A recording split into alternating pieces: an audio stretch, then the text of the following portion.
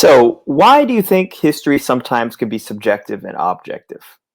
Well, first of all, let's understand the terms.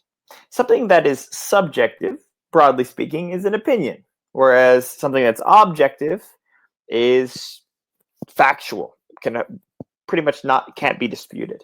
So, for example, let's take a little dog, a little puppy. Okay, now if you said that the puppy is covered in fur, that is an objective statement because dogs are covered in fur, right? But if you said that's a really cute puppy, that's a subjective statement because you've just included an opinion.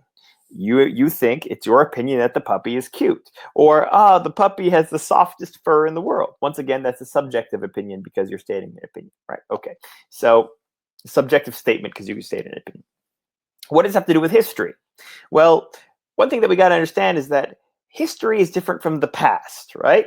The past is everything that ever happened, but history is different from that because we don't know as historians everything that ever happened, right? We don't know everything that happened in the past. History is very simply what we know about the past, what we've written about the past, what we've recorded and figured out about the past, right? And so history is a man-made object.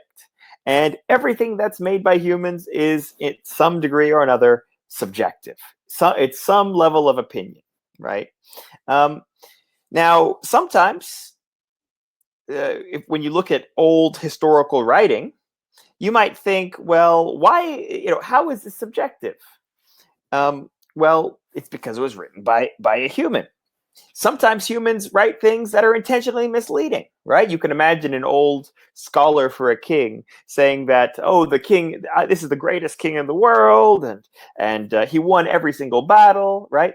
Clearly subjective, clearly an opinion. More than that, maybe an out and out lie. But it's more complicated than that if you really think about it, because a lot of times we have implicit biases that we don't even really know that we have. We could even think that we're telling the truth, recording it truthfully, but it can still be subjective. Example. Well, how about imagine that you get an F in one of your classes and you really can't stand that teacher, and someone comes along to you and asks, "Do you think the teacher is fair?" Right? You might respond, "No, the teacher isn't fair. The class is completely unfair. It's a terrible class." Are you telling the truth? Yes, you're telling the truth as you believe it, right? As you experience the class. You're not trying to lie. You think the teacher just isn't fair. But on the other hand, let's say that another student gets an A plus in that same class and just clicks with that teacher. Then you ask that student, is the teacher fair? Is he a good teacher? Suddenly that student says, yes, it's the best teacher in the world.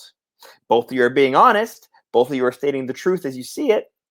Are either of you being objective? No, you're both subjective. That's the definition of being subjective. You're writing from your own particular opinion. And so that is one of the real challenges that historians have. All of our sources are subjective, but sometimes it can be hard to figure out, or it's not immediately apparent what the kind of implicit biases that author has. Whether it's their own national background or their class, whether they're from a rich or poor background or whatever. All of us have biases. All historians and all historical writing have biases. And even though we strive to be as objective as possible as historians and to cut as close to the kind of objective truth as you possibly can, it's a really hard thing to do. And so, why can history sometimes be subjective? It's because it's the nature of the profession. We are people, and we have our own specific outlooks on life, and so subjectivity is part of the game.